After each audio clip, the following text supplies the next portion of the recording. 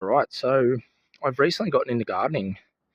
I built that garden bed over there a little while ago, just haven't got round to filling it with dirt.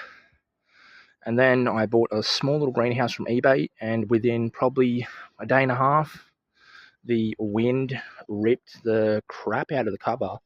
You can see there's a bit of cover over there as well near the water drum.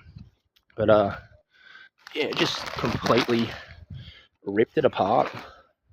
So I had some old beer advertisements. They're like the campaign board material, like a honeycomb material. And I've literally just started just wrapping the old frame with the old advertisements. So you can see, like, at least it's somewhat impact resistant to protect my plants, my little tomato plants that I want to grow. And doing a little bit of recycling as well, because I really didn't have much use for it besides a fiberglass project with those panels. But yeah, so tell me what you think. I haven't got any more panels, but I'm going to maybe go around to a couple like places that sell liquor and ask and see if I can buy a few.